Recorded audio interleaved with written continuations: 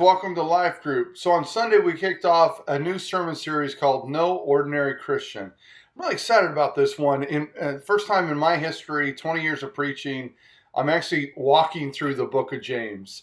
And it's been an incredible journey for me over the last year as I've done a lot more study on the book of James and just understand and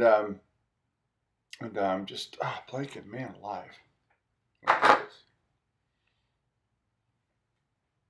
Hey Life Groupers, welcome to Life Group. So on Sunday we kicked off a new series looking at the book of James, and it's titled No Ordinary Christian, because I believe that's what James is trying to get people to understand about Christianity or about being a disciple, that we are never called to be ordinary. And he sets the tone from verse 2.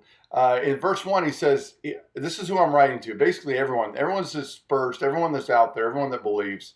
But then he goes on and says, in verse 2, he says, count it all joy when you face trials, when you meet trials, when trials come upon you. And then he goes on to explain it. And that's what we talked about on Sunday, is this idea that God uses trials, whether they're trials that you and I get into ourselves, others cause us to have, Satan's attacking us, or maybe God created trials to help us, that he wants to move us. He wants to help us get endurance, steadfastness. He wants to give us endurance to move on, that we need to understand that we need wisdom, and that wisdom is to know that God is good in spite of all of my circumstances, and that so that in the end, when our faith has been tested, that we will receive the crown of life, which is victory. It's the victory of life. It's Zoe, that life, that word Zoe. If you guys remember your Greek lesson from the I Am series, life, the self-existent power of God, just amazing. That's what we get. And so today, I really challenge you to think about the questions. Some of them are fairly tough. You can kind of pass or use kind of just answers, I guess, that don't have a lot of meaning behind them, don't have a lot of heart.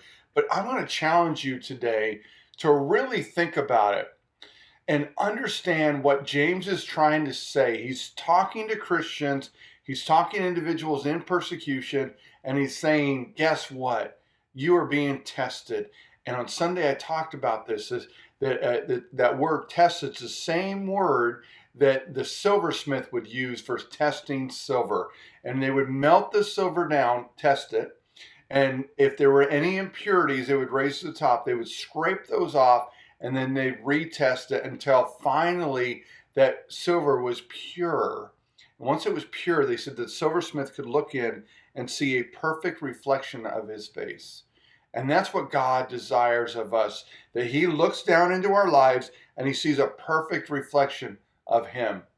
And so I want to challenge you as you answer these questions to think about that setup. Think about that calling, that God's goal is to be able to look into your life and see his reflection. Not your own reflection, but his reflection. So that's what I want you to talk about. Challenge yourself as we go in this journey together through the book of James, that you and I become not just ordinary Christians, that we become disciples of the living God. Love you. Can't wait to see you. I hope you have a great life group.